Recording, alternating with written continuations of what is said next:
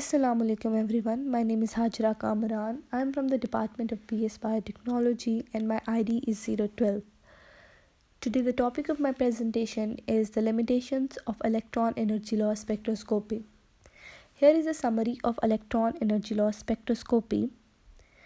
Electron energy loss spectroscopy is basically the use of energy distribution of electrons that pass through thin sample to analyze the content of the sample and create images with unique contrast effects. If we talk about the instrumentation of EELS, so EELS instrumentation is typically incorporated into a transmission electron microscope TEM or scanning TEM. These microscope types use high energy electrons, which is about 30 to 300 kV typically, to interrogate the sample. As the name suggests, the electron must transmit through the sample and thus requires an electron transparent sample. The electrons can interact either elastically, no energy exchange, or inelastically with the sample, and it is these interactions that EELS exploits to extract information about the sample. Here is a diagram that what is EELS.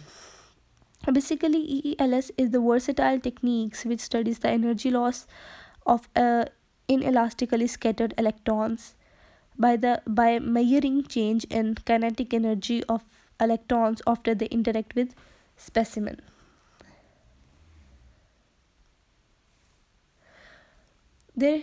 What is the introduction of EELS?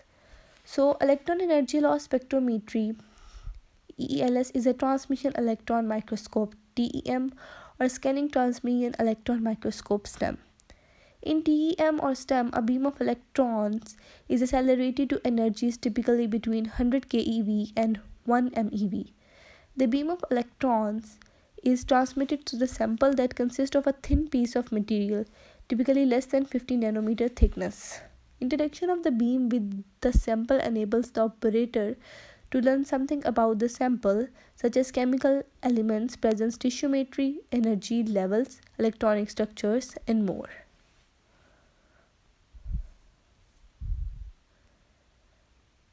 Let me tell you more about the specimen information provided by the EELS signals. EELS data typically consist of either detailed energy loss spectral information and the sample spectrometry or spectroscopy, or images that have contrast created by the energy loss properties of the distribution of the materials in the sample, energy fitted TEM. You can combine these methods into a technique called spectrum imaging, where spectral information is collected in a resolved manner. This data is used to extract a wealth of information from the sample. History of EELS. The technique was first developed by James Hiller and R.F. Baker in the mid-1940s, but was not widely used over the next 50 years, only becoming more widespread in research in the 1990s due to advances in microscope instrumentation and vacuum technology. With modern instrumentation becoming widely available in laboratories worldwide, and technical and scientific developments from the mid-1990s have been rapid. The technique is able to take advantage of modern aberration-corrected probe forming systems to attain spectral resolutions down to 0.1 nanometer, while with the monochromated electron source and or careful deconvolution of the energy resolution can be 0.1 eV or better. This has enabled detailed measurements of the atomic and electronic properties of single columns of atoms and in a few cases of single atoms.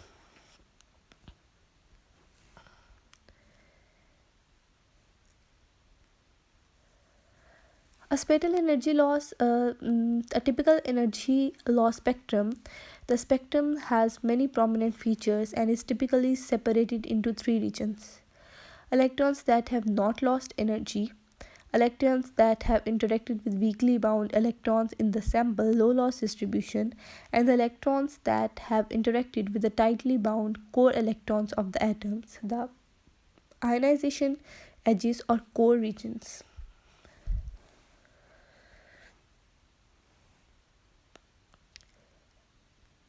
Here is the information more about the specimen that is provided by EELS signals. EELS data typically consist of either detailed energy loss spectral information from the sample or images that have contrast created by the energy loss properties of the distribution of material in the sample. You can combine both these methods to call spectrum imaging. This data is used to extract a wealth of information from the sample, including these vectors, which are known as specimen thickness, zero loss peak, and total spectrum intensity, valence conduction electron density, plasmon peaks, optical response, complex dielectric function, low loss distribution, band structure and interband transitions near zero loss features, elemental compositions, core loss edges, bonding and oxidation state, density of unoccupied states near edge fine structures, distribution of near neighboring atoms, radial distribution function RDF, extended energy loss the fine structures ELFS. What are the limitations of EELS? The main limitation of EELS technique is the effect of sample thickness. As I told you before, as the sample thickness increases, the strong interactions of primary electrons within the sample results to electrons undergoing multiple energy loss events. This tends to reduce the signals to background ratio of the EELS edges, reducing the visibility of the edges. However, since the spatial resolution of transmission electron microscope techniques is also reduced as the thickness increases, this loss of the edge visibility is not always the largest impediment to quality data. Transmission electron microscope provides highly local information about a thin specimen with a spatial resolution that depends on many instrumental properties such as quality of the electrons, optics, stability of power supplies, drift, and mechanical vibration. But as instruments improve, resolution is eventually determined by the fundamental limitations, beam spreading due to elastic scattering and delocalization of the inelastic signals. However, you can return these energies in these forms, as you can see on the screen.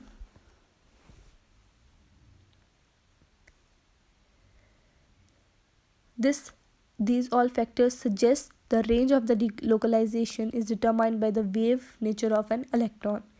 In any event, it appears that the localization distance is a joint property of the incident electrons through V, the specimen through E, and the range of scattering angles recorded by the detector in the value is of prime concern of low E, where L is large, for atomic scale imaging and in channeling experiment on crystals. Radiation damage provides another fundamental limit to spatial resolution, since the permissible electron dose delimits the number of electrons that can be recorded from a small region of -3 specimen, and therefore the statistical accuracy of the recorded data. The energy resolution of EEL spectrum of energy filtered image depends on instrumental factors such as energy width of the electron source, the design of the electrospectrometer and detector, stability of the accelerating voltage, and spectrometer power supplies, and mechanical vibration in the spectrometer. By using a monochromator between the electron source and specimen, the energy resolution can reach 0.1 eV. Further improvement would benefit from a retarding field spectrometer that is compensated for high voltage fluctuations, but this means applying high voltage to the post specimen part of the TEM column. There are also basic physics limitations to energy resolution. Coulomb interactions between the electrons in the TEM column, and for core loss spectroscopy, initial and final state broadening. The spectral resolution can be improved by modest factor using Fourier or Bayesian procedures, but in limited in both cases by artifacts arising from spectral noise, which is gain determined ultimately by radiation damage. Momentum selected TEM-ELS is becoming a useful tool for investigating the band structure of material. Its momentum resolution is linked to spatial resolution, for example, a diffraction limited probe. Therefore, 10% accuracy in momentum space del q is equal to 0.1 q, where q corresponds to zone boundary, implies a spatial resolution of no better than del x is equals to 10, is a direct result of the wave nature of electrons and is independent of lens aberration, source brightness, and accelerating voltage. It applies equally to a defocused STEM probe, where high angular resolution 2 is possible but an expense of impaired spatial resolution due to specimen defocus. These are the references. This is a table in which the localization diameter for 100 keV electrons and 10 mrad on X-ray detector is shown. Let us talk about some applications of EELS. Electron energy loss spectroscopy. ELS energy filter transmission is electron microscope and high resolution transmission of electron microscope have been applied in mineralogy and materials research to determine the oxidation states of various metals at high spatial resolution. Such information is critical in understanding the kinetics and mechanisms of mineral microbe interactions.